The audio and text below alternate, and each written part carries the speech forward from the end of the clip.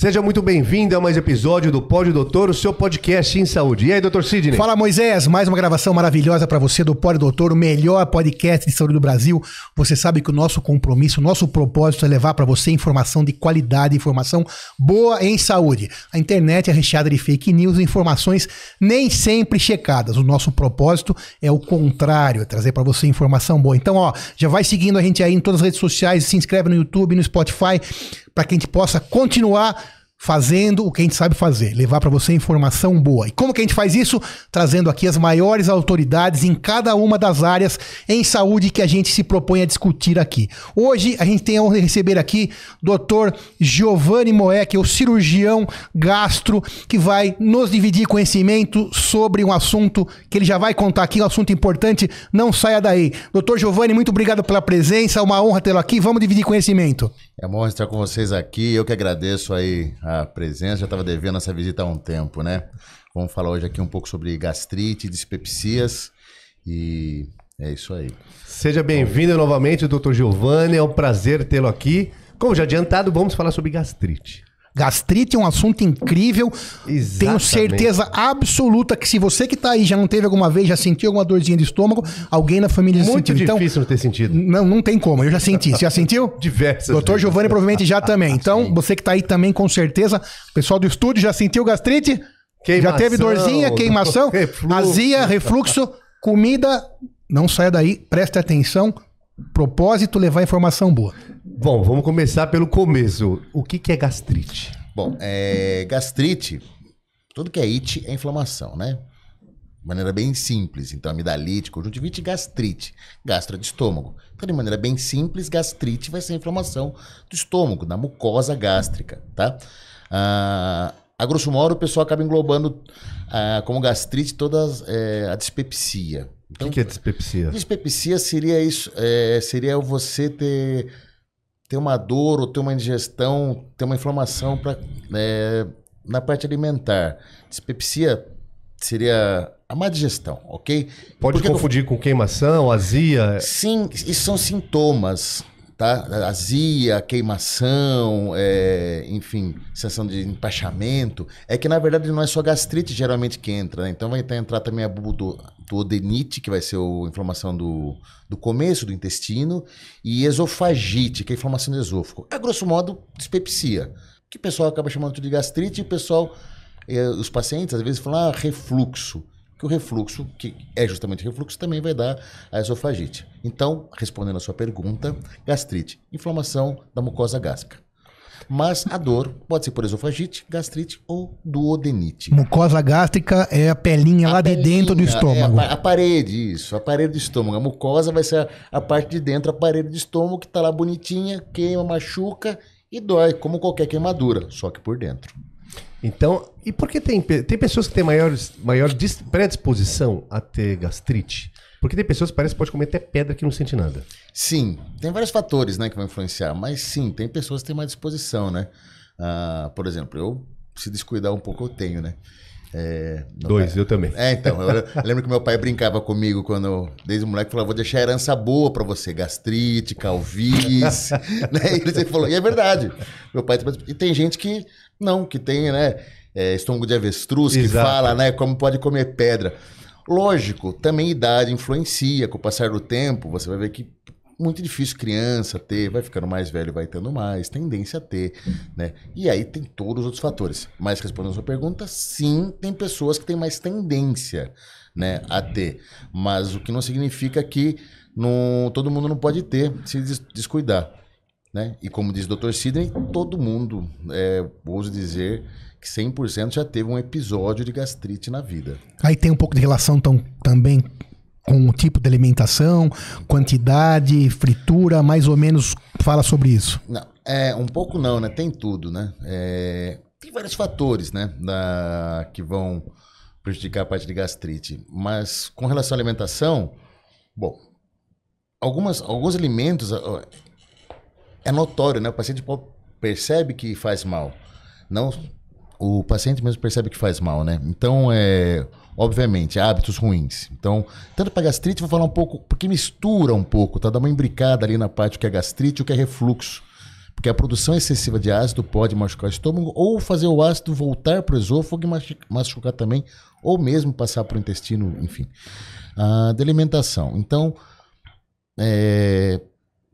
cigarro, bebida alcoólica, sempre são péssimos para da gastrite. Tá no topo da lista de piores condutas. Sim. Bebida alcoólica, cigarro, quem é? Peraí, explica do cigarro depois, daqui a pouco, então, porque o cigarro não é uma comida, é horrível, né? Cigarro, cigarro é uma tragédia. Hábitos, sim. Sim, mas o pessoal deve estar, como assim o cigarro influencia na gastrite? Daqui a pouco você explica, mas continua o raciocínio. Mas tudo bem, vai. Então, bebida, que eu tenho o que eu costumo falar para os pacientes, que é meio padrãozão, mas enfim, daí pensando até mais nessa produção e refluxo, refrigerante, café mais refluxo até também é gastrite, chocolate, tomate é uma coisa que dá muito até mais refluxo, na verdade, às vezes o pessoal não sabe, mas quando fala para o paciente, ele, pô, é verdade, mas é até mais a dispepsia, né? Tomates em geral, molhos de tomate, não só o tomate cru. Não só o tomate cru, qualquer coisa que vai ter. Igual, às vezes eu falo do café, eu falo, olha, café da gastrite. Daí o paciente pergunta, mas com leite tudo bem? Ainda é café, né? Não adianta misturar com água, né? Não adianta dourar a pílula. Seu estômago não vai saber que tem leite, não vai né? saber, exatamente. Tem a cafeína, esse é o grande problema. É melhor você tomar um café descafeinado, que não vai ter a cafeína às vezes, do que você ficar disfarçando, né? Tomando ele fechado, né? Café. Então, refrigerante, café, chocolate, carboidratos. Carboidratos até vai piorar a produção, aumentar também a parte da gastrite, de ácido, mas vai principalmente na parte da esofagite, até mais do que a gastrite, que aumenta o refluxo, que dá exatamente essa dor que o pessoal na boca do estômago, que é o mais comum, que é doer na transição esôfago-gástrica, a transição onde muda do esôfago pro estômago, né? Que é onde está fechada a válvula ali e volta o ácido queimando. E de gastrite específico, aí as coisas mais ácidas, obviamente vão dar. Então, tem algumas lendas, o pessoal fala, eu tomo limão com vinagre para melhorar a gastrite. Só piora.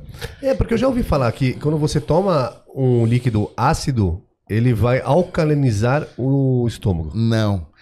Assim, tem algumas lendas, né, que a gente provavelmente vai falar aqui no decorrer, mas que são lendas. Há muito tempo atrás, eu acho que lá para a década de 80, 90, tinha até um protocolo médico sobre isso. Tinha até um tratamento que se fazia. Eu não peguei isso, tá? Não sou tão antigo assim, mas que eu sei que os professores falavam, que antigamente o pessoal pegava o paciente por um tubo mesmo, como se fosse uma endoscopia, e jogava ácido clorídrico no estômago como se fosse para irritar mais, para preparar o estômago para aquela acidez. Eu não vou saber exatamente o conceito, por já ter pego uma fase que já tinha caído por terra isso há muito tempo. Ácido é ácido, então você entrar com produtos ácidos para melhorar a acidez, não se usa. Então, não. Mas se for um intestino saudável, aí sim, ou não? Melhorar? Não vai melhorar. Ou manter o pH mais alcalino? O pH alcalino é justamente o oposto do pH ácido, né, Moisés? Então, assim, se você tem gastrite, você vai evitar alimentos ácidos. Ponto. Limão, laranja, abacaxi. E a pessoa que tem, quando toma, quando se alimenta, ela vai sentir na hora? Em geral, sim. É que tem algumas coisas, por exemplo, não é só tipo de alimento, tá? Tem hábitos que... Alimentação, às vezes, por exemplo, independente do que for, na hora vai dar uma melhorada. Tem uma coisa que a gente fala, por exemplo, para prevenir tanto a gastrite quanto a esofagite, a dispepsia em geral. Você tem que comer de 3 em 3 horas, mas não comer muito. Porque às vezes você tem muito ácido. O ácido queima, pô. Tá em jejum muito tempo, tá com muito ácido ali no estômago, tá queimando. Você come alguma coisa, você dá uma diluída, você começa a fazer um processo de digestão. Então aquilo já dá uma aliviada. Isso faz sentido do que eu já ouvi então, que pessoas que têm gastrite não podem fazer jejum intermitente. Não pode. Em geral, assim, eu não vou falar do resto da outra parte de endócrina, essa parte não me compete. Cada no seu quadrado, obviamente, a vida é equilíbrio. Eu vou vender o meu peixe. O ideal, comer pouco sempre. Nunca comer muito, mas comer de 3 em 3 horas. Sempre manter uma quantidade pequena de alimento. Então, em vez de comer aquele café da manhã que estoura, né, que você vai estufar, voltar o alimento, vai dar refluxo, come um pouco menos. Mas umas 10 da manhã, come uma frutinha. Ah, mas o meu trabalho, não tenho tempo, não posso sair. Meu, leva uma barrinha de cereal na bolsa. Mas coloca alguma coisa pra dentro. É um negocinho pro seu estômago ter o que digerir.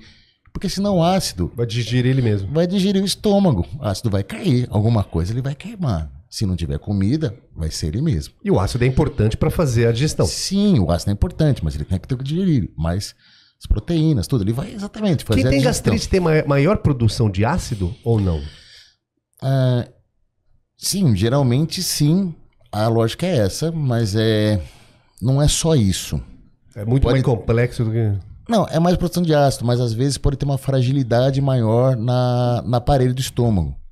Por exemplo, é multifatorial. A gente falou de alimento até aqui, mas uma coisa que dá muita gastrite, por exemplo, é o uso de anti-inflamatórios, por exemplo.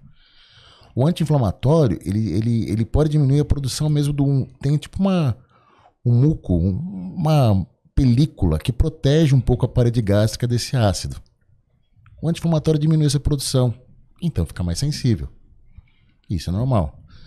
O anti-inflamatório também dá maior chance de sangramento, que é outra complicação de gastrite. Que a gente vamos chegar nisso também. Então, sim, produção de ácido maior vai dar mais gastrite. Quando você fica muito tempo sem comer, às vezes você come pouco, vai jogar muito ácido de uma vez, porque seu organismo vai, opa, chegou comida, vamos digerir. Então, você faz assim, né? Você entra num... Você não consegue manter o equilíbrio. E pode ser um ciclo também, um ciclo do mal, que ele fez uma vez uma lesão nessa mucosa e ela vai ficando cada vez mais sensível. Faz sentido isso ou não? Pode, faz. Isso daí, sim. A gastrite, na verdade, ela vai ter graus, né? Se você fizer, por exemplo, falando da inflamação na mucosa, se você fizer uma endoscopia hoje, todo mundo fazer aqui, provavelmente todo mundo aqui vai sair... Que é endoscopia? Explica aí pro povo aí. Não esquece que nós estamos aqui entre não médicos. Tem médicos assistindo. Não, e esse é o nosso papel, doutor Gilberto. Tá tudo certo. A gente vai trazendo o médico para nossa linguagem. Tranquilo. Eu vou tentar falar de maneira mais... Vou tentar falar sempre de maneira mais simples. Claro. Mas obviamente, vai falando. Sim, é técnico. Endoscopia é assim, tem alguns... Vamos lá, a gente misturou um pouco os assuntos. Para fazer o diagnóstico de gastrite, o principal é clínico. A gente sempre quer exame, né? A conversa paciente e médico, né? Mas o diagnóstico é clínico, é você saber, você palpar, você ver a história.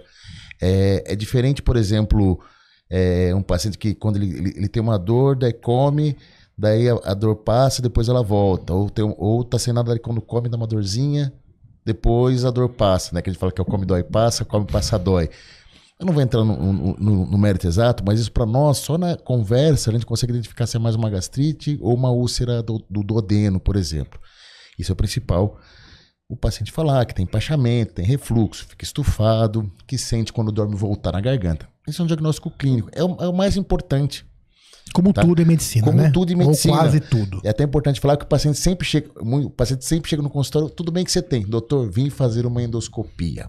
E quase todo mundo sabe. O que é endoscopia? Endoscopia é um exame que você vai olhar. Você vai pôr uma câmera, vai sedar, o paciente não vai lembrar depois, e vai olhar mesmo, esôfago, estômago, começo do duodeno. E vai olhar. Na endoscopia ele vai ver como tá, se tá vermelhinho, se tem um machucado, se tem um sangramento e tudo mais.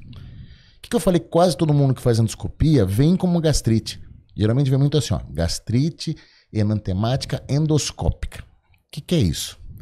Enantemático, enantema, não sei se é grego assim, mas ele seria vermelho. Gastrite enantemática seria, tá vermelhinho. E todo mundo se alimenta mal? Não só por isso. Só de você pôr o endoscópio e jogar o ar para fazer o exame, já dá uma irritada, dá uma inflamadinha. Às vezes é só por causa disso no dia a dia. E daí vai ter uma gastrite enantemática. Vai ter uma gastrite, por exemplo, quando já tá mais inchadinho. Tá com edema. Edema é quando incha. Então você olha, tem uma gastrite edematosa. Isso já é um grau um pouco piorzinho, mas não é nada muito assim. Aí, você pode ter uma gastrite, já começa a machucar, como o Dr. Sidney falou, que é uma gastrite erosiva. O que é uma erosão? Erosão é erosão. Mesma coisa que você pode usar para qualquer... Quando a rua tá saindo pedrinha, tá esburacada, tá como erosão. Um terreno, uma erosão. Erosão tá machucado. Então, uma gastrite erosiva. Então, sim, tem graus. Chegando até na úlcera, né? Que seria uma lesão ulcerada. Então, muitas vezes você pega, úlcera já não é no estômago todo, mas você pega pontos de erosão. Mas é muito mais grave. É mais grave, isso é uma evolução pior, né? Geralmente você pega, às vezes, gastrite erosiva ou uma pangastrite, todo estômago machucado com erosão no corpo e uma úlcera em antro, né? O estômago ele é dividido em parte, então você tem uma úlcera num pedacinho. Essa úlcera, aí sim ela já é mais grave, é um machucado mesmo. A úlcera que a pessoa tudo fala. que nós estamos falando começa com a gastrite. Tudo começa né? com Aí, esse são que é o nosso níveis tema. de gastrite, sim, são níveis de gastrite. A úlcera, na verdade, a gastrite vai inflamando. É como qualquer machucado, uma queimadurinha. Então começa vermelhinho, daí continua machucando, fica mais inchado, daí começa lá a formar a descamar, a sair pelinha, né? E vira um machucado, uma úlcera, uma lesão ulcerada. A lesão ulcerada é que nem quando você coça, fica uma casquinha lá, né? Saiu o pedaço mesmo. E essa úlcera aí pode evoluir para uma... pode perfurar, por exemplo. Às vezes machuca tanto que o estômago perfura, que é gravíssimo. Perfura faz um buraco no estômago. Faz um buraco, abre um buraco e o ácido do estômago começa a cair dentro da barriga. Aí tem que ir para centro cirúrgico, operar de urgência, aí é uma emergência. abrir a barriga, costurar. A úlcera pode perfurar. E às vezes não dói, porque às vezes está tão machucado que ali no meio da úlcera não tem mais sensibilidade. Isso que eu ia perguntar, pode ter pessoas que têm úlcera e nem tá sentindo dor e tá correndo risco de vida. Geralmente, sim, pode ter. O mais comum é doer, mas a úlcera em si, a perfuração em si às vezes não sente. Porque às vezes o centro da úlcera tá tão machucado que já não tem sensibilidade. Mas sim, existe caso de paciente que tem úlcera e não sente. É mais difícil. Geralmente eles têm sintomas mais leves, vai deixando pra lá. A úlcera pode sangrar também, que é mais comum, que é uma úlcera sangrante. Tá? Mas aí vai sangrar no xixi ou nas fezes? Nas fezes, geralmente, mas assim, a úlcera sangrante... Xixi tem nada a ver, né? No xixi não, mas... Não tem problema. Foi boa pergunta. Ué, lógico. Mas mesmo porque no xixi dificilmente aparece, o sangramento tem que ser muito volumoso, né? Mas nas fezes também isso não vai aparecer como sangue. Quando o paciente sangra, muitas vezes, esse sangue digere. Passa por todo o intestino. Então ele passa vai por todo, filtrando. passa por metros. Vai filtrando, vai coagulando. Imagina aquele sangue fica lá, vai absorvendo, vai coagulando, vai misturando com a comida, com o bolo fecal. Então, assim, quando tem... Muitas vezes só fica um pouquinho escurinho o cocô, se é um sangramento leve. Sim. É muito comum você pegar uma úlcera com sangramento recente. Quando sangra muito, que daí a gente fala que em medicina a gente chama de uma hemorragia digestiva alta, aí sai muito, como tem muito, sai praticamente todo o sangue digerido, mas não sai sangue vermelho também. Isso é uma coisa que a gente chama de melena. Misturado com as fezes vai diminuindo a cor. Melena, Intensidade. Né? ele é assim, melena, ele é, sabe borra de café, quando você faz café, que fica no coador? Melena é tipo aquilo, é preto, gruda no vaso, parece uma borra de café e muito fétido, um cheiro muito forte. E aí já temos uma situação bastante grave. Uma situação gravíssima, que é um sangramento abundante de uma úlcera. É assim, pronto-socorro na hora. Então quem tiver esse tipo de fezes, pronto-socorro. Sim, pronto-socorro. Risco de morte. Risco de morte. Que daí você vai ver pulso, risco de morte, pressão, você vai ver se mede HB, o paciente já tá com anemia, tem que transfundir, jejum, 24, 48 horas, às vezes tem que ir pra cirurgia. Hoje em dia é menos, tá? Antigamente se operava bastante úlcera. Hoje em dia menos, mais tratamento clínico. Mas mesmo nessa sangrante ou daí? Mesmo na sangrante. Hoje em dia é mais conservador. Antigamente se operava mais. Às vezes ainda assim, mas em geral, jejum, medicação. Aí um suporte de vida e... Suporte de vida, só que assim, é UTI monitorizado, vendo se não vai sangrar de novo. Você faz endoscopia. A endoscopia não é só para diagnóstico. No caso desses, ela também é para tratamento. Então você entra, por exemplo, e para esse sangramento. Né? Ou você põe ou você cauteriza, ou põe o mesmo canudinho, o mesmo acesso, Sim, na câmera vai cauterizar? Vai por dentro, né? Vai por dentro do canudinho que entra, o tubo. Do tubo. Fugiu a sonda, desculpa. Vai pinça também. Então, do lado da câmera você faz. O mais comum hoje em dia, às vezes começa com uma injeção mesmo. Você faz adrenalina, né? Então você, quando faz adrenalina, o vaso dá aquela secada. E daí você observa. Daí tem os graus de sangramento, né? Ulcerativa, tudo. Nossa, o caminho foi percorrendo para chegar na úlcera, mas eu queria voltar só um pouquinho. Dr. Cid fez uma pergunta que também, para mim, ficou um pouco... Não foi respondida, que a gente não fizemos essa pergunta. Não. O cigarro. Quando a gente fala de gastrite, eu entendi que é alimentação, ácido versus o alcalino. E o cigarro, onde que entra nisso? Tá. O cigarro, ele vai aumentar também O cigarro tem alguns efeitos na parte gástrica, tá? Mas não só no pulmão, que é o que a grande maioria leiga pode não, pensar. Pelo contrário. O cigarro é uma tragédia sistêmica, no corpo inteiro. Uma fala do estômago. Sim. Como o doutor Sidney disse, o cigarro ele vai, o corpo inteiro ele vai prejudicar, principalmente a parte vascular, microvascular sempre obrigatório. Quem fuma sem vai ter a parte vascular prejudicada. E aí pulmão, e vou na minha parte do estômago. Do estômago vai aumentar também a produção de ácido, que já vai piorar, né? E vai diminuir essa defesa que tem. Favorece o cigarro, e aí por outros mecanismos, favorece também a formação de tumores gástricos, que não é o intuito de hoje aqui da conversa, isso. O cigarro também, ele aumenta o refluxo, aumenta a esofagite. Que eu tava falando, lembra que eu falei no começo que a gente engloba como gastrite, mas na verdade eu acho legal falar das dispepsias em geral. O cigarro, ele diminui como se fosse a força da válvula que tem, que segura para o ácido não voltar para o esôfago. Ele relaxa aquilo, e quando ele relaxa, o ácido volta para o esôfago. Faz o caminho contrário. Pode facilitar o refluxo. Não sei, aí vou tentar falar de maneira mais leiga, mas assim, bem basicão. pH, que mede ácido e base, né? O alcalino que você falou e ácido. O normal o 7 é o neutro, que não tem nada. Quanto mais próximo de 0 é mais ácido, quanto mais próximo de 14 é alcalino, né? O pH normal é 7, que é o pH do esôfago. No estômago, o ácido que produz, tá? Clorídrico, ele vai ter um pH em torno de 2. Isso é bem ácido. Quando ele volta para o esôfago, que tem um pH normal de 7, que não está preparado, machuca muito. Então, aquilo que você falou de alimentação em cigarro, só voltando um pouco, o cigarro, tomate também faz isso, o próprio café, eles são mecanismos mais químicos mesmo, eles relaxam essa válvula que faz voltar. Mas o cigarro, além disso, também piora a gastrite, piora a duodenite. O cigarro vai piorar tudo essa E lembrando parte. também que você fuma sem estar comendo. Então o seu estômago produz aquele ácido que volta pro esôfago sem comida. É um desastre, né? É um desastre, com certeza. E também, aproveitando esse gancho, uma coisa que você confirma ou não, mascar chiclete também, que seu estômago... Mascar chiclete você vai produzindo mais ácido, né? Você vai... Porque assim, o seu corpo não sabe que você não tá comendo, né? Quando você começa o processo de mastigação, você já tá se preparando para comer, para engolir. Então assim... Aumenta o processo de saliva. Você já tá começando por saliva, já tá produzindo mais ácido, tá e jogando mais ácido. Pensa que você vai comer. Isso. Seu corpo é tudo ligado, né? Que nem, por exemplo... Vou dar um exemplo bem... O pessoal costuma falar, nossa, doutor, acabei de comer, já vou ao banheiro, né? Lógico que você não vai, a sua comida vai demorar horas para passar.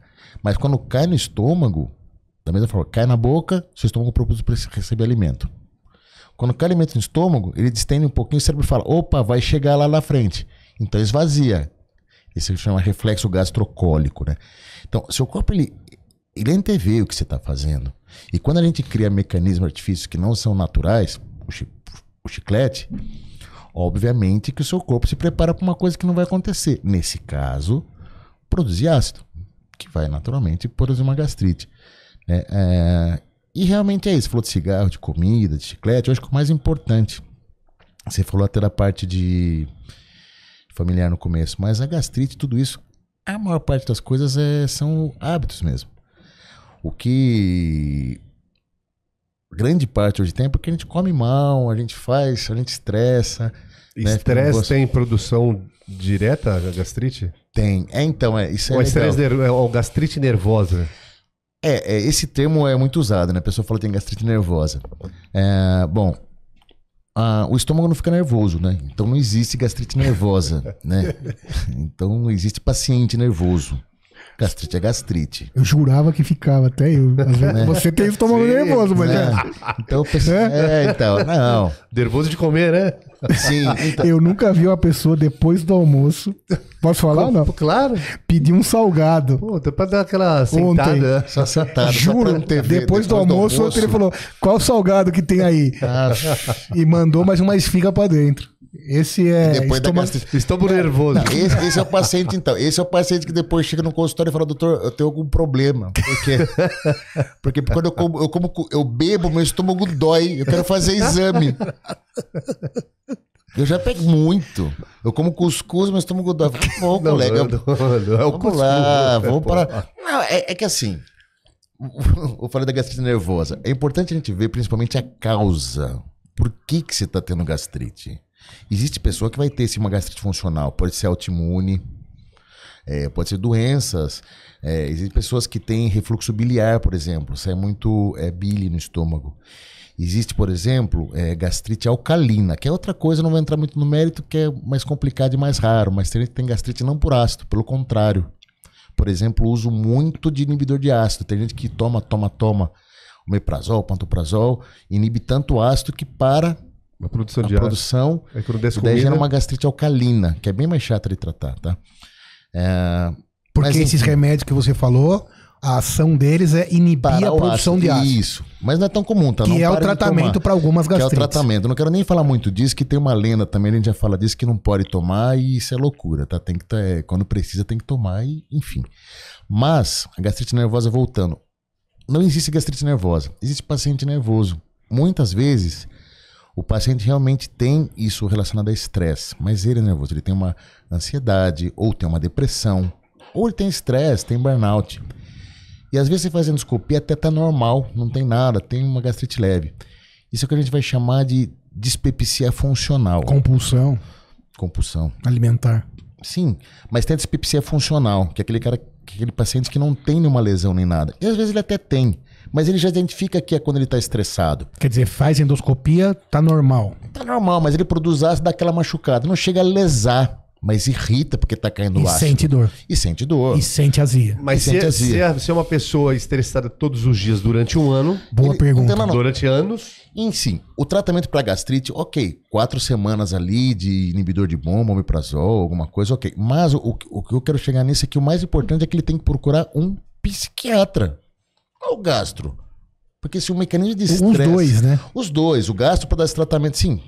Óbvio, mas a questão é que se você não for na raiz do problema, na maioria das vezes, não vai resolver. Então, assim, o gastro, obviamente, tem que ir no gastro porque ele vai orientar, mas o gastro sozinho, melhorando, não vai conseguir.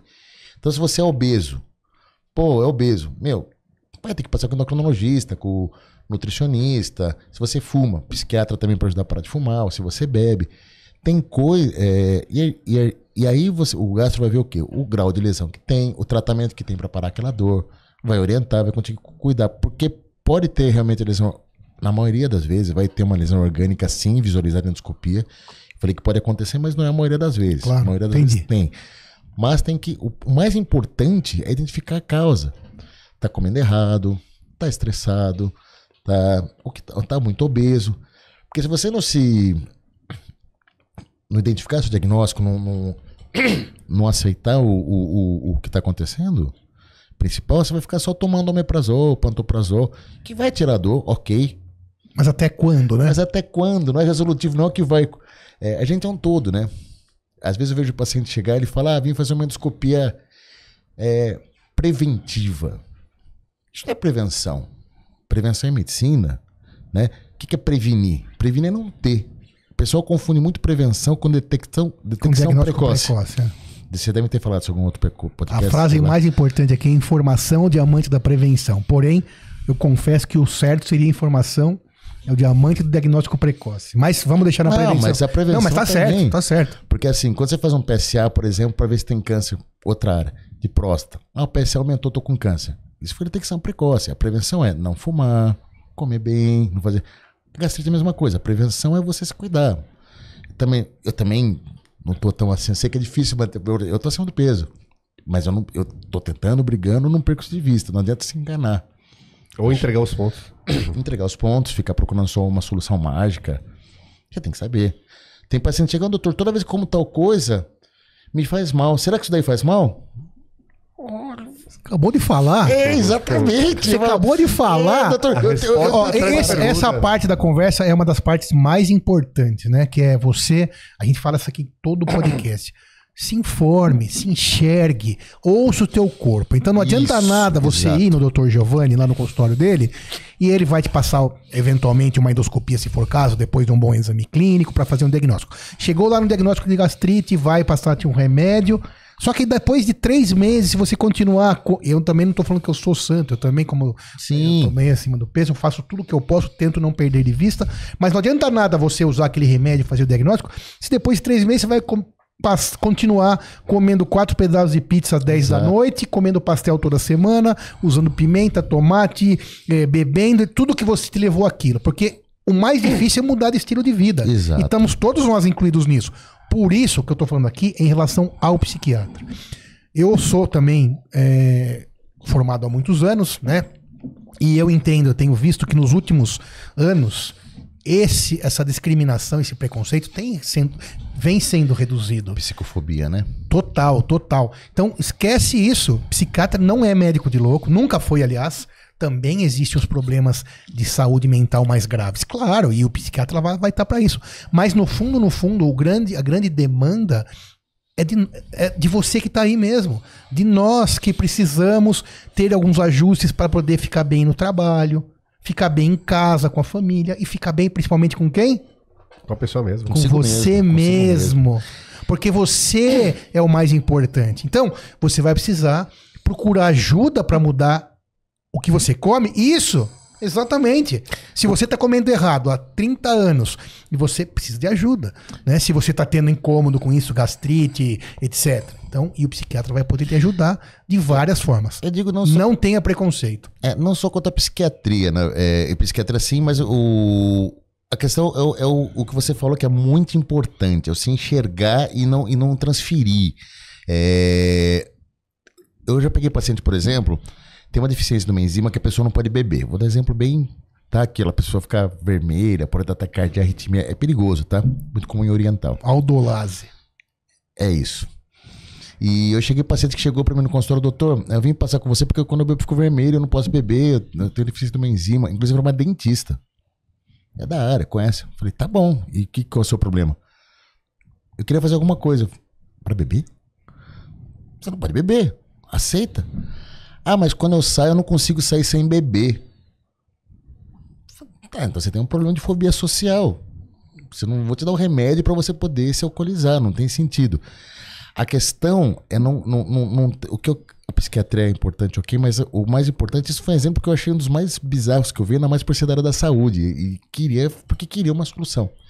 As pessoas muitas vezes procuram, querendo um remédio, endoscopia, exame, para poder fazer o que quer. Pô, doutor, eu como pizza, meu estômago dói. Pô, que hora você come pizza? Eu como 10 horas da noite, 4 pedaços com meia Coca-Cola. E depois vou deitar. O meu também dói. Por isso que eu não faço mais isso. Fazia até os 20 anos. Depois de 20 ficou mais difícil, com 30 a mais, com 40, não dá. Eu conheço meu corpo. E você pode comer 1 ou 2 pedaços. Come 2 pedaços, comer mais cedo. E por que à noite tem esse tipo de problema de comer à noite? À noite, principalmente, porque quando você deita depois, pra comer à noite, em geral, no máximo até umas 2 horas antes de dormir. Se tem muitos sintomas, até umas 3 horas. O ideal, lembra que eu falei de comer em 3 horas? O ideal é jantar cedo, pra quem tem sintomas. Tipo, 6 horas da tarde, jantar, comer. E daí lá pras 8, depois umas 8, 9 horas, depende da hora que dorme, comer um negocinho de leve, um chazinho. Chazinho com uma torrada. Com uma torrada. De preferência não chá preto, né? Não chá, porque o chá mate, chá verde, chá preto, eles têm cafeína também. Então um chá, claro, né? Camomila, essas coisas. Não tomar café. 2 horinhas antes de dormir, você já vai digerindo aquilo. Porque quando você deitar, todo o seu organismo vai baixar o metabolismo. E você vai estar numa posição que obviamente, por uma questão de gravitacional, de gravidade, né? Deitar uma garrafa, o ácido, voltar é pior. Então o deitar é mais por refluxo e dá muito. Mas enfim, o paciente às vezes ele tem uma perspectiva de ter um remédio para rejuvenescer. Eu brinco, não tem remédio para te dar para você voltar a ter estômago de 20 anos. Você envelheceu. Você não vai conseguir bater uma Olha pizza. A sorte dele, né? A sorte outra opção era pior, né? Bem pior. Quando o paciente falou, doutor, é tão ruim envelhecer, eu falei, pois é, outra opção era pior, né? Exato. Que bom que você envelheceu, graças a Deus. Também quero ficar bem velhinho, cheio de dor, né? Mas não adianta, você tem que se conhecer, você tem que saber o que está te estressando, a comida que te faz mal, e é tudo um misto. Daí tem um exame para ver se está com uma mais grave, tem a medicação para ajudar, mas você se conhecer, se entender, não se enganar, é mais importante. Você tem que saber. Um exame que pedem muito em consultório, que eu quase nunca faço, por exemplo, é o teste de tolerância à lactose. Não tem a ver muito com a parte de gastro, também pode dar, mas é mais intestinal. Mas às vezes o paciente chega para mim... Tá em moda, né? Tá em moda. Mas tem muito paciente que chega pra mim e fala, doutor, eu tomo leite, eu tenho diarreia, tenho gases, tenho cólica, dói, fico ruim pra caramba. Eu quero fazer um teste de tolerância à lactose. Mais um? Mais um? Outro, você acabou de falar. Você acabou de testar, porque o teste de tolerância à lactose é esse, dá um litro de lactose pro cara e olha. Daí, se ele for intolerante, não vai absorver a glicose no sangue, ok? Tem o papel escrito, né, pra mostrar pros amigos, né, o ataque. Mas ele vai passar mal 2 dias. Vai falar, olha, muito mal. Muito mal. Eu era intolerante mesmo. Você já sabia. Se enxerga. Não transfira a sua saúde. Isso é importante, tá? Eu vejo muito pessoal transferindo a saúde. Ele pega assim, ó, doutor, ó, eu tenho esse problema de saúde, é a minha saúde. Cuida aí pra mim. Nem pro médico pode transferir, boa. Não, pra ninguém, é só o problema dele. É seu. Né? Daí ele pega e fala, doutor, cuida da minha saúde aí que eu quero comer pizza e tomar sorvete. Mas você tá com úlcera. Nossa, seu remédio não fez efeito. Sabe? Tipo, meu, a saúde é sua. Você quer que eu cuide melhor que você? Você é um maior interessado. Lógico que eu vou cuidar com o maior carinho. Mas assim, com tudo que der, com todas as armas que eu tiver. Mas a maior responsabilidade e ação tem que ser do paciente. Até porque você tá com ele 1, 2 ou 3 vezes por ano. Exato. Né? É muito óbvio isso. E é estranho falar isso, né, Moisés? Mas isso é fundamental. Porque o paciente entenda, foi buscar informação, agora usa direito. Né? Não fica transferindo pra ninguém, nem pra tua família, nem pros teus pais, pro teu médico. Exato. Porque se você mesmo não abraçar aquela causa. E outra coisa também, mais uma vez eu falo, a gente nunca. Não é apologia assim a destruição. Todo mundo tem dificuldade. Eu também sou todo mundo, tá? Tô dentro desse todo também mundo. Tenho gastrite, todos nós. Sempre falo, não tô aqui pra ser exemplo, tô pra orientar. Né? Às vezes eu falo pro paciente, tem que emagrecer, não sei o que, ele fica me olhando com uma cara meio assim e falou. Eu também tenho, eu sei disso, tá? Eu sei que é difícil, não tô falando que é fácil. Isso, você... Mas a primeira coisa tem que saber, não adianta pegar, achar que não, você tem que tentar, tem que não perca de vista. Sim, isso é importante. Não transferir as coisas, fazer você mesmo, segue a orientação, porque senão não faz sentido você procurar ajuda, usa aquela informação direito. Seja responsável, o maior responsável por você é você mesmo, isso é óbvio, mas o óbvio tem que ser dito e é muito difícil entender. Dito e redito e o segredo tá no óbvio. Exato. Sim, o óbvio é o mais importante. Sim. É comum chegar paciente lá que quando tem episódio, dor de gastrite, a queimação, vai tomar algum tipo leite magnésio, algum tipo de remédio, isso pode ser pior durante um médio e longo prazo? Boa pergunta. Então o cara se automedica com esses malox, vende fácil em farmácia isso, né? Bicarbonato de sódio, etc. Assim, às vezes o paciente acerta na medicação, tá? Óbvio, tudo bem. Mas só que nem sempre. Que chega, lógico que chega. O paciente já chega, já falou com a vizinha, já falou com o pai que tem gastrite. Ó, minha mãe tem olhou no Google, já né? olhou no Google. Ainda olhou no Google. Então, mas o Google é perigoso, porque vai tomar uma coisa que não é pra ele. O Google é perigosíssimo, né? Porque o Google só vai até a página 2, né? A página, agora tem a inteligência artificial que deve ser... Eu ainda tô... Nem olhei com carinho, mas é pior que o Google ainda, provavelmente, né? O Google tem inteligência artificial dentro do Google ainda. Fora o GPT, o Google incorporou inteligência artificial. Não, esse também, chat pra GPT, mim também é novo. Né, pra mim isso também é meio novo. Mas assim, cara, tem muita coisa, Moisés. Então sim, o paciente se medica. Às vezes você vê o pessoal tomando o limão, por exemplo. Doutor, eu tomo todo dia de manhã limão. Mas se ele toma um leite no magnésio, numa crise que às vezes melhora, não é exatamente errado, mas não é... Desde que ele procure ajuda Desde depois. Que ele procure. Doutor, tive durante a noite, tomei, deu uma melhorada, vim cá ver agora. Beleza. Porque, por exemplo, tem a úlcera que você falou muito bem dito, que provavelmente pode até não ter sintomas. Isso. E se perfurar, por exemplo, sei lá, pode complicar. E tem as lendas, por exemplo, que até colega tá falando, por exemplo, o omeprazol de uns anos pra cá, assim, ó, surgiram uns estudos sobre o omeprazol. Vou falar isso porque é importante, isso é uma coisa legal porque chega muito pra mim. Que foram estudar se o omeprazol não podia causar câncer, isso não podia causar demência. Por deficiência de B12, enfim, umas coisas. E foi levantado, medicina é assim. A ciência, né, ficou uma época muito... Tudo que teve, que ciência, tem que respeitar a ciência. Ciência é o seguinte, ciência é uma coisa para ser sempre contestada. Sempre. E às vezes você contesta e fala, não, estava certo. E às vezes você fala, nossa, estava errado, vamos mudar. É normal. O omeprazol foi contestado há uns anos com relação a ele poder causar câncer e demência, algo assim. E houve um estudo, foram 2 estudos, se não me engano, tá? Se falar errado aí, pessoal, depois o pessoal vai dar Google, né? Mas o último congresso que tinha visto era isso, não sei se surgiram outros depois, mas tinham 2 estudos, se não me engano, espanhóis, pesquisando se o omeprazol não podia causar isso. E a conclusão foi, não, é seguro. Ok, faz parte da medicina rever. E daqui 5 anos rever de novo? Não só da medicina, né? Sim, mas aqui a medicina tudo. faz muito isso, né? Muito. Só que isso criou uma coisa que tem muita gente que pensa que o omeprazol causa câncer e Alzheimer e demência, e foi tomando uma proporção que muita gente chega, doutor, eu não quero mais tomar esse remédio. E não tem, e assim, é o que eu sempre falo, remédio, isso é uma questão médica também, tem que ter acompanhamento. Remédio nunca é bom tomar muito, você toma quando precisa, mas se precisar, vai tomar. Então, você falou de remédio errado, não só o remédio que ele se automedica, mas principalmente entender e falar com o seu médico, e não pegar coisa de orelhada. E às vezes até com especialista. Eu já vi colegas de outras áreas que ouviram isso desse estudo e falar para o paciente parar de tomar medicação. E daí quando volta comigo, eu falo, não, vamos cuidar direito. Então, sim, tem um risco de tomar a medicação errado sempre. Qualquer doença, eventualmente ele acerta, eventualmente erra. Mas sempre procura o médico. E o médico, né? Para ver, conversar, ver o que está acontecendo.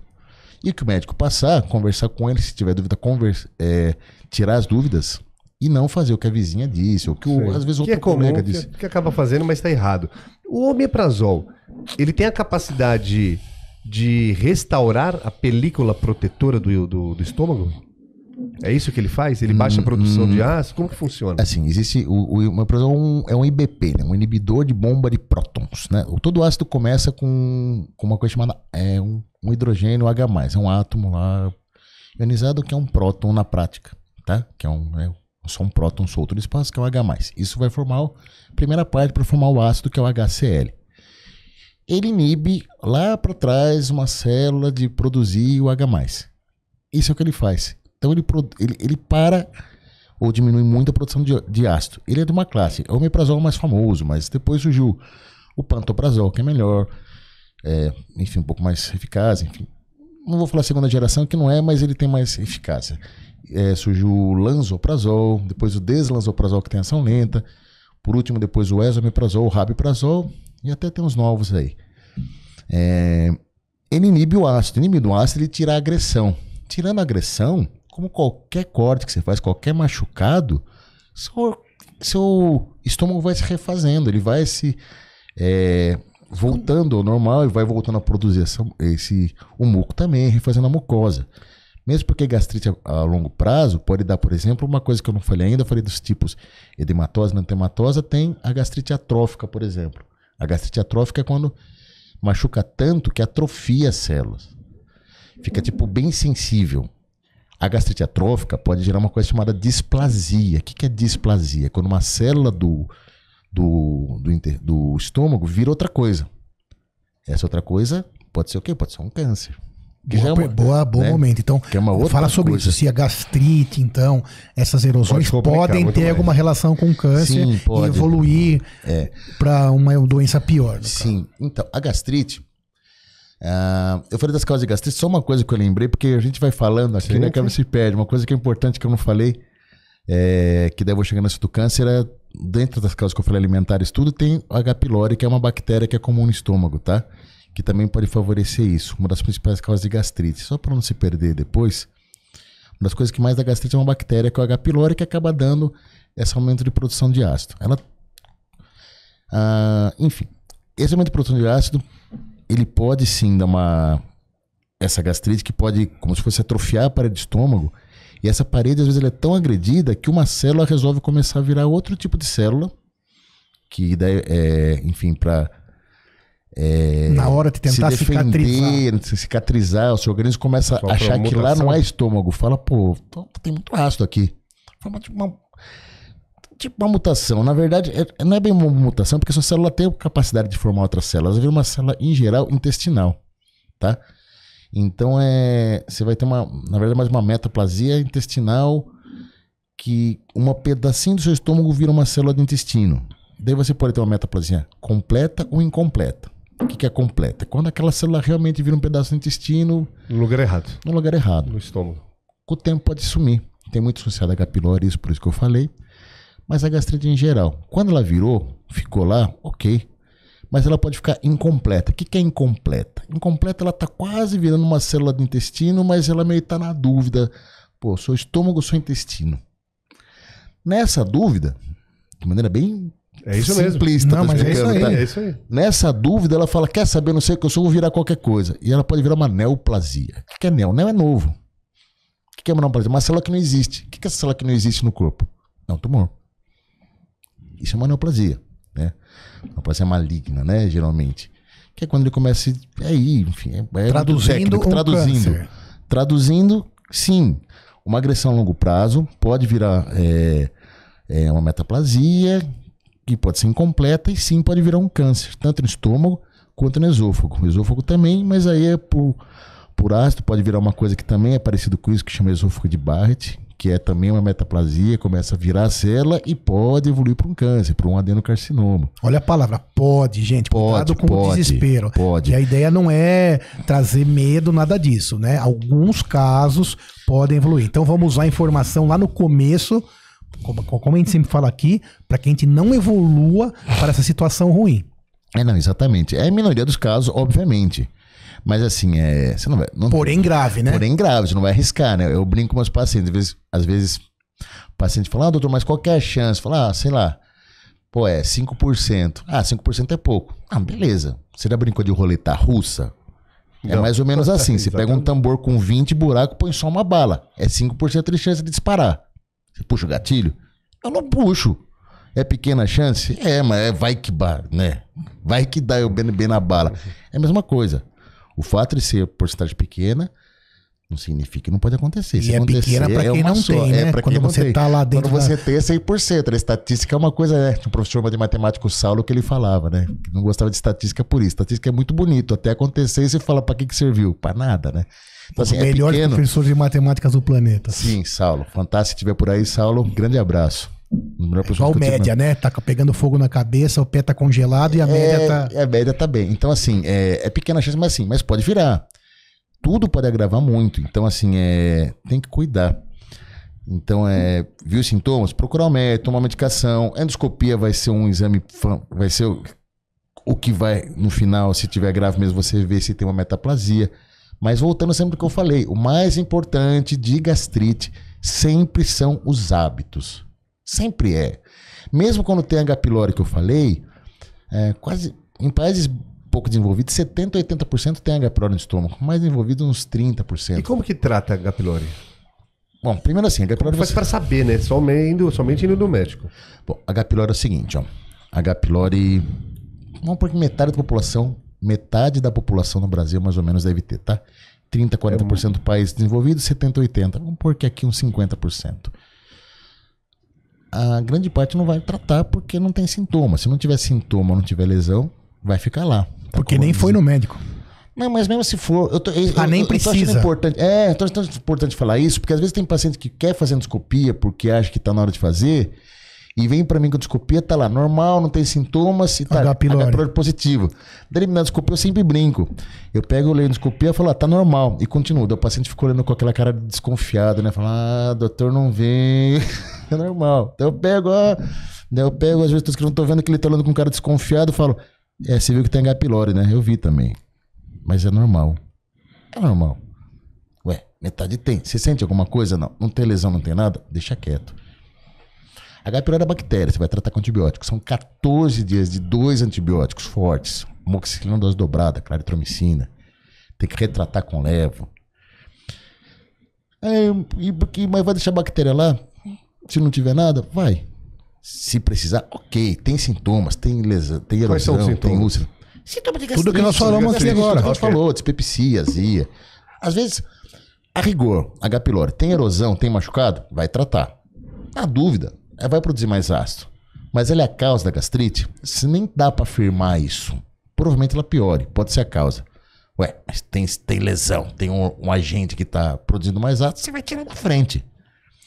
Tá normal. Teoricamente não se trataria, mas se o paciente tem sintomas, ok, você vai tratar. Agora, é realmente comum, às vezes, ter o H. pylori e não ter lesão, não ter nada, e o paciente fica muito com essa coisa. Mas eu vou deixar uma bactéria. Isso é importante falar porque, sim, nós temos muitas. Cara, só no intestino a gente tem mais de 1 trilhão de bactérias. A gente tem mais de 1 quilo de bactéria no intestino. O intestino tem um órgão virtual, né? Que é a nossa microbiota. Não é o que eu vim falar aqui hoje, mas enfim, isso é legal falar. Que age com várias coisas. É importantíssimo estar lá. Até desde depressão, ansiedade, evacuação, absorção de nutrientes. Você dá antibiótico à toa, você mata o resto da microbiota. Por exemplo, é como mulher, depois de um tratamento de amidalite, tem uma vaginose, tem candidíase, tem corrimento. Ah, mas por que foi? Porque você matou as bactérias que estavam defendendo os fungos, que não tem nada a ver com isso. Falei, ei, espaço Foi livre. também. Sobrou, você entendeu? É pasto, é comida ali, né? Tem espaço, vambora. As bactérias defendem. Então, dar antibiótico à toa nunca é bom. O paciente adora antibiótico, né? Bezetacil. Tô de garganta. Tá matando uma bactéria. É normal. Mas só que você não mata a bactéria se não precisar. Certo. Voltando para H. pylori que eu falei, muita gente tem e não sente. Quando precisa tratar, você trata. Tratamento, 2 semanas de antibiótico, mais 2 antibióticos, mais o lanzoprazol, o esomeprazol, alguma coisa. Só que se não precisa tratar, o médico falou tá tudo ok, não vai tratar. O omeprazol, o pantoprazol, ele é que eu tô com essa dúvida, já tem um... Quando você me falou, doutor Giovanni, que ele baixa a produção do ácido, não Sim. vai atrapalhar a digestão? Assim, é equilíbrio. Atrapalharia, mas você tá com muito ácido, né? Vai precisar baixar. Tá te queimando, você vai precisar baixar. É o que eu te falei, se tomar muito, você pode ter gastrite alcalina, né? Sim, pode atrapalhar. Por isso daqueles estudos que eu falei, de demência, que pensaram porque o ácido é importante para absorver algumas coisas. Por isso que teve algumas coisas dessa, de câncer, que foi visto que não tem. Sim, ele vai diminuir um pouco o ácido, mas não vai chegar, a intenção não é chegar a atrapalhar a digestão. Pensando nisso, por exemplo, antigamente, a gente entrava com omeprazol com uma dose baixinha, né? 20 miligramas, depois 40, depois 80, até chegar. Hoje em dia a gente faz até o contrário, né? A gente fazia antigamente o que a gente chamava de step up, né? Subindo degraus. Hoje em dia a gente faz o que a gente chama de step down. Tá com dor, a gente começa com uma dose alta, dose máxima. Pantoprazol. Eu uso esomeprazol, né? Alguma coisa mais assim. E vai baixando, porque tem que cicatrizar primeiro, depois você vai tirando, até tentar tirar. Paralelamente vai mudando hábitos, vai não sei o quê.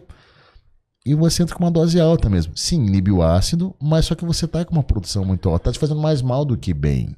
E daí você tira, ok. Mas não vai prejudicar mais do que beneficiar, você entende? Porque você tá machucado. E foi falado uma coisa aqui que você vai tomar a medicação, em paralelo a isso tem mudanças de hábitos. Sim. O hábito não é fácil, ainda mais hábitos alimentares. Não é só alimentar, tá?